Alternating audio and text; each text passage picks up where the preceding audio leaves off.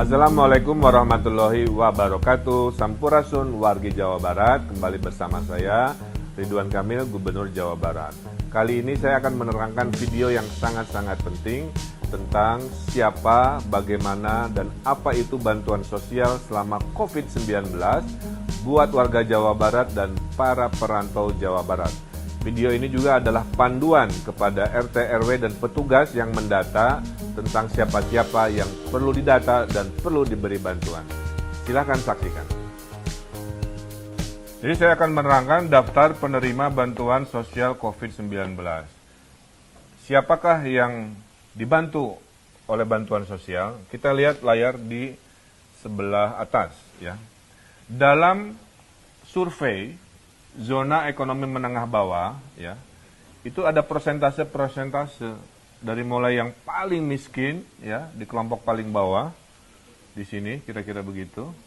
Kemudian selama ini pemerintah membantu mereka-mereka yang miskin dengan namanya kartu PKH dan sembako. Itu berada kurang lebih di 25%, ya. Ekonomi paling bawah, kira-kira di sini. Itu dibantu rutin oleh APBN. Nah, di atas garis kemiskinan ini, tiba-tiba ada penyakit namanya COVID, oke? Nah, gara-gara si COVID ini,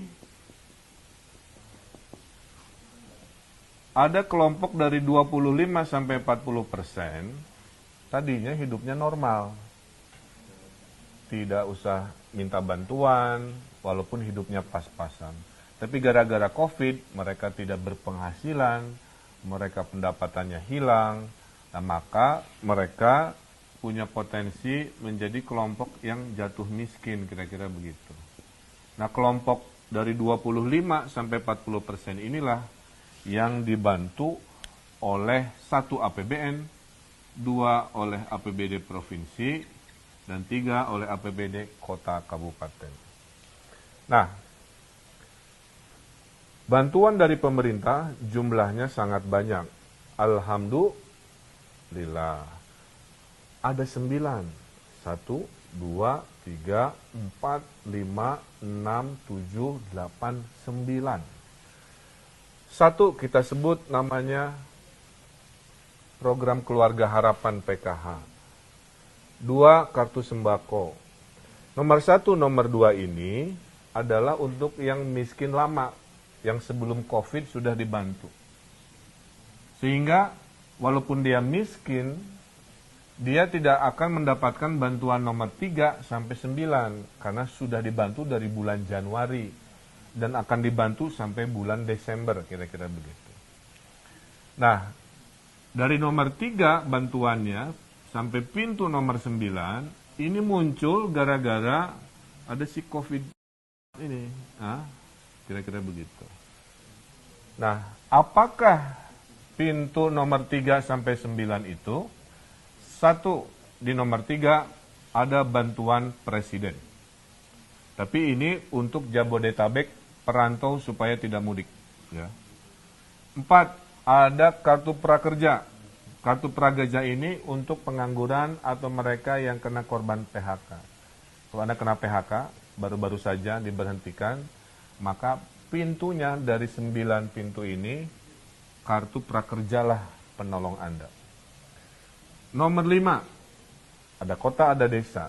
Nah, kalau Anda terdampak oleh COVID ini, tapi KTP dan tinggalnya di desa, maka nomor 5 inilah yang membantu Anda, yaitu dana desa. 30% dari dana desa sudah ditugaskan membantu COVID-19. Nomor 6 adalah bantuan Kementerian Sosial untuk umum, profesi tukang gorengan, profesi supir angkot mungkin, profesi ojek pangkalan, profesi seni, apa yang merasa terkorbankan dan tidak bisa hidup, itu dibantu oleh nomor 6. Sisanya, kalau sudah nomor 1, 2, 3, 4, 5, 6 ini masih kurang, masuklah bantuan dari provinsi. Dari saya, dari para DPRD yang terhormat, juga Kalau masih kurang dari provinsi, masuklah bantuan sosial dari kota kabupaten. Dan terakhir, kalau masih ada yang tidak punya KTP, tidak punya kartu keluarga, sektor informal yang tidak tersurvei, misalkan ada anak jalanan, gelandangan, pengemis, dan lain-lain yang tidak biasa masuk ke data, maka ada program kemanusiaan, yaitu program untuk memberi makanan atau kita sebut juga program nasi bungkus. Jadi insya Allah ya, tidak boleh ada yang kelaparan di tanah Jawa Barat. Mereka yang berkesusahan akan diberi pertolongan. Kita simulasikan, Pak, kalau saya PHK, saya dapat bantuan dari mana? Dari Pak Gubernur, dari Pak Presiden, atau dari mana? Nah, kita simulasikan. Kalau Anda kena PHK atau pengangguran, katakanlah nama Anda Luna Maya, ya. Dan ini saya ngarang-ngarang, mohon izin. Maka dari pintu nomor 3, nomor 9 gara-gara COVID ini, yang kena PHK berada di zona bantuan kartu prakerja. 600.000 kali 3 bulan, dan lain-lain. Pada saat Anda sudah mendapatkan kartu prakerja, bantuan 600.000 kali 3 bulan, Anda tidak berhak lagi, walaupun tinggalnya di desa, atau meminta bantuan dari Kemensos, dari Bansos Provinsi, Kokam, nggak boleh. Hanya dari kartu prakerja, insya Allah cukup. Simulasi kedua, jika ada warga desa menjadi lebih susah hidupnya karena COVID, katakanlah namanya Sahrini, Ampura Ece Sahrini, saya pakai namanya, maka Sahrini ini dibantunya tidak di nomor yang lain, hanya di nomor bantuan nomor 5, namanya dana desa. Nah, jika ada teman Sahrini ini tidak mendapatkan bantuan dana desa karena terbatas, maka teman-temannya Sahrini ini akan dibantu oleh Kemensos, masih kurang dibantu lagi oleh provinsi, masih kurang dibantu lagi oleh kota kabupaten. Kira-kira gitu. Simulasi ketiga, Pak, saya KTP-nya bukan KTP lokal, alias perantau. Ya. Kalau Anda perantaunya tinggalnya di Jabodetabek, maka Anda dibantu Pak Jokowi oleh Pak Presiden, 600.000 kali 3 bulan juga. Maka perantau ini masuknya adalah bantuan nomor 3, yaitu Bansos Presiden. Ya. Nah, jadi para perantau Bodebek di Jawa Barat, pintu bantuan Anda jangan yang lain-lain, jangan hanya ke gubernur, bantu di Bansos Presiden. Tapi kalau perantaunya ada di kota Bandung, bukan di Bodebek, maka para perantau ini dibantu oleh bansosnya provinsi. Kira-kira begitu. Clear ya? Tidak boleh ada yang kelaparan di tanah Jawa Barat. Mau KTP Jawa Barat, bukan KTP Jawa Barat dibantu. Yang bukan KTP Jawa Barat perantau, kalau tinggalnya di Jabodetabek dibantu Pak Jokowi. Kalau tinggalnya di luar Jabodetabek dibantu kami dari provinsi. Kira-kira begitu. Simulasi berikutnya, profesi umum. Ya, karena ada istilah apa, kenapa ojol aja yang kesannya dibantu. Dalam bantuan pemerintah nggak milih-milih profesi. Selama dia jatuh miskin gara-gara COVID, apapun profesinya, itu kita bantu. Nah, ini Cinta Lora misalkan menjadi jatuh pada rawan miskin, ke arah kemiskinan, profesinya umum, maka tadi, kalau profesi umum ini tinggalnya di desa, didahulukan dana desa, ya. Kalau dia profesi umum ini sudah habis bantuan dari desa atau tinggalnya di kota, dia masuklah bantuan pintu nomor 6 dari Kemensos, 600.000 kali 3. Ternyata teman-temannya Cinta Laura yang seprofesi nggak kebagian di bantuan nomor 6, jangan khawatir, bantuan nomor 7 akan masuk jika tidak cukup bantuan nomor 6 dan tidak cukup nomor 6, nomor 7, maka bantuan dari wali kota, bupati masuk di sini. Terakhir, jika Anda tidak masuk zona formal yang bisa disurvei, baik perantau atau KTP lokal, katakanlah anak jalanan, saya simulasikan, di sini namanya Lucinta Luna, katakanlah Lucinta Luna ini anak jalanan, maka memang dia tidak bisa mendapatkan karena tidak punya alamat dan nama berKTP yang jelas, maka dibantunya ada di zona yang namanya program bantuan makanan. Jadi kesimpulannya bahwa semua warga yang terdampak COVID itu akan dibantu dari pintu bantuan nomor 3 sampai nomor 9, dan masing-masing tidak boleh ada yang duplikasi mendapatkan 2 bantuan. Tugas RW, tugas RT, tugas kepala daerah tingkat 2 membuat daftar berapa ribu yang kelompok 1, berapa ribu yang kelompok 2, berapa ribu kelompok 3, 4, 5, 6, 7, 8, 9. Nah inilah mudah-mudahan tidak bingung lagi bahwa pintu pertolongan ada 9, tugas pemerintah daerah dan wilayah mengatur siapa-siapa yang berada di kelompok itu.